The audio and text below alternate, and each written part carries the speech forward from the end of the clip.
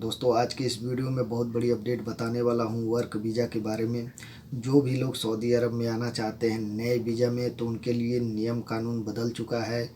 जून के महीने से जून 2024 से ये लागू हो गया है। नया वर्क वीज़ा का नया रूल लागू हुआ है। जो भी भाई लोग सऊदी अरब में आना चाहते हैं, तब पहले की तरह उन लोगों को वीज़ा इशू नहीं किया जाएगा। अब वीज़ा इशू में थोड़ा सा चेंजिंग कर दिया गया है। ये बहुत बड़ी अपडेट आई है, बहुत बड़ी बात है। पहले जो भी भाई लोग आते थे उनको पहले वीज़ा इशू हो जाता था, कोई सर्टिफिकेट कोई डिप्लोमा की ज़रूरत नहीं पड़ती थी। लेकिन अब जो है कि हर तरीके से चेंज कर दिया गया है। हालांकि ये तरीका बिल्कुल ठीक भी लग रहा है, क्योंकि जो भी भाई लोग अपना मुल्क से काम करवा करके सऊदी अरब आना चाहते थे, तो उनको सैलरी कुछ और बताया जाता था और यहाँ पे आने के बाद से कुछ और मिलता था। तो इसी को देखते हुए गवर्नमेंट ने ये नया रूल निकाला हुआ है।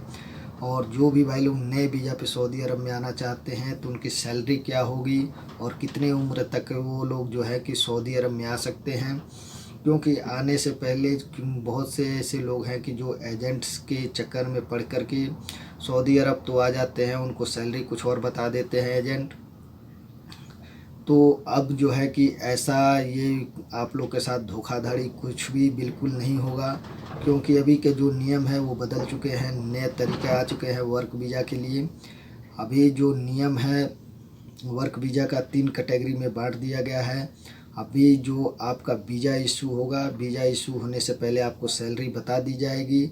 उसी के आधार पे जब आपका सैलरी जब फिक्स हो जाएगा, तब जा कर के आप लोग का वीज़ा इशू होगा।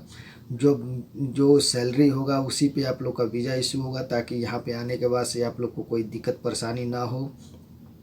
और दूसरी बात यह है दोस्तों, जो भी भाई लोग 21 वर्ष में आ रहे थे, अब वो जो है कि 18 वर्ष में भी 18 वर्ष के उम्र में भी आ सकते हैं। हालांकि ये नियम पहले भी था कि 18 वर्ष के लोग आ सकते थे। कुछ फील्ड में वीज़ा इशू होती थी 18 वर्ष वालों के लिए, लेकिन अभी जो है कि सबके लिए नॉर्मल कर दिया गया है। सब लोगों के लिए एक समान कर दिया गया है कि जो 18 वर्ष की उम्र में सऊदी अरब में आ सकते हैं। और आखिरी उम्र सीमा जो है वो 60 वर्ष तक की है, 18 से 60 वर्ष तक कर दिया गया है। अगली अपडेट ये भी है दोस्तों, जो लोग सऊदी अरब में आ चुके हैं और अपना प्रोफेशन चेंज करना चाहते हैं, तो क्या तरीका है प्रोफेशन चेंज करने के लिए, वो भी इस वीडियो में बताऊंगा।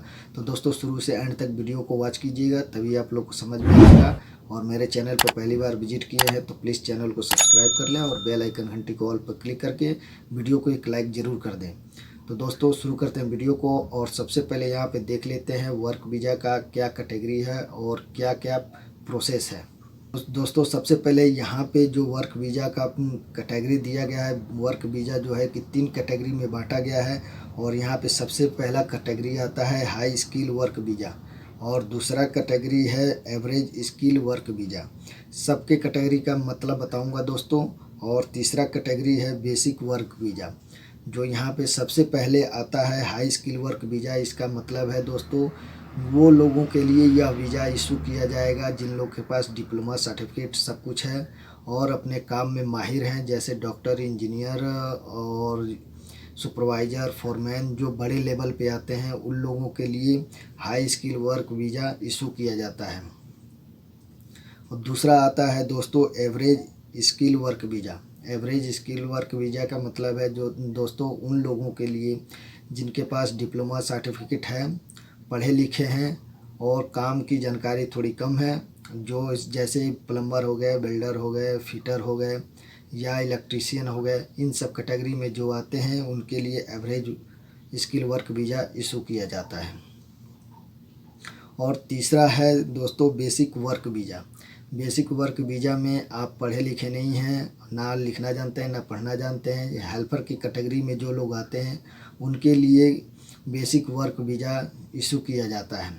लेकिन दोस्तों अभी इसमें ये भी एक नया अपडेट है, जिनके पास डिप्लोमा है, सर्टिफिकेट है, उनको वीज़ा लेने से पहले अपना डिप्लोमा सर्टिफिकेट दिखाना पड़ेगा, उसको वेरीफाई कराना पड़ेगा।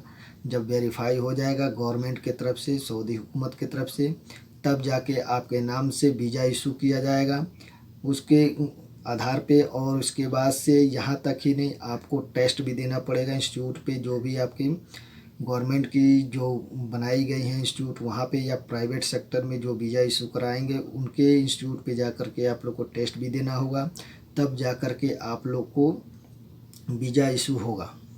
अब दोस्तों बात कर लेते हैं यहाँ पे सैलरी की कि कितना सैलरी मिलेगा, क्या सैलरी का स्टार्टिंग होगा। तो दोस्तों एवरेज स्किल वर्क वीज़ा वालों के लिए 2000 सैलरी, कम से कम 2000 सैलरी इसकी रखी गई है स्टार्टिंग में। जो डिग्री है और थोड़ा पढ़े लिखे हैं जिनको कम मालूम है और उनके लिए 2000 से स्टार्टिंग की गई है। और जो बेसिक वर्क वीज़ा वाले हैं, हेल्पर की कैटेगरी में आते हैं, तो उनको सिलेक्शन के हिसाब से सैलरी रखा गया है कि किस हिसाब से उन लोग का काम है, किस हिसाब से सिलेक्शन होता है। जब सिलेक्शन आपको वीज़ा इशू होगा उस टाइम आप लोग को सैलरी बताई जाएगी। और जो तीसरा नंबर जो है, पहला नंबर पे हाई स्किल वर्क वीज़ा वालों के लिए, तो उनको भी जो है कि उनके स्किल के ऊपर जो है कि उनका सैलरी फिक्स किया जाएगा, यानी 6000 7000 8000 जो भी होगा उनके स्किल के ऊपर, एक्सपीरियंस के ऊपर उनकी सैलरी फिक्स की जाएगी। और अगली अपडेट बता दूं दोस्तों, जो भी सऊदी अरब में आ चुके हैं और अपना प्रोफेशन चेंज करना चाहते हैं, इकामा चेंज करना चाहते हैं, तो उन लोगों को जो है कि अपना इकामा चेंज करने के लिए अपना डिग्री दिखाना होगा। जैसे मान लीजिए आप किसी और काम में पहले कर रहे थे, अब दूसरे काम में ट्रांसफ़र होना चाहते हैं, तो उस काम के लिए आपको डिग्री दिखाना पड़ेगा, तब जा कर के आप अपना इकामा प्रोफेशन चेंज कर सकते हैं। और इस तरीके से आप लोग वर्क वीज़ा पे जो भी सऊदी अरब में आना चाहते हैं तो आ सकते हैं। अभी का जो नियम बदलाव हुआ है तो ये एक तरीके से देखा जाए तो बहुत अच्छा है, क्योंकि बहुत सारे भाई लोग यहाँ पर सऊदी अरब में आने के बाद से बोलते थे कि भाई हमारा सैलरी कम हो गया तो हमारा काम चेंज हो गया। तो अभी जो है कि ये सब सिस्टम बंद होने वाला है। इस तरीके मामला जो आते थे वो कम हो जाएंगे। और जो भी भाई लोग इससे परेशान थे, अब उनको जो एजेंट परेशान करते थे कि भाई तुमको इतना सैलरी मिलेगा और यहाँ पे आने के बाद से कुछ और सैलरी मिलता था, तो इसके लिए ये एक तरीके से बहुत अच्छा न्यूज़ है। तो दोस्तों ये थी जो नई अपडेट मैंने आप लोग के साथ शेयर किया। अगर जो वीडियो अच्छा लगा हो तो वीडियो पे एक लाइक ज़रूर कर देना, और मेरे चैनल को पहली बार विजिट किए हैं तो चैनल को सब्सक्राइब करके बेल आइकन घंटी को ऑल पे क्लिक कर देना। तो दोस्तों मिलते हैं फिर किसी नए अपडेट के साथ, तब तक के लिए जय हिंद दोस्तों।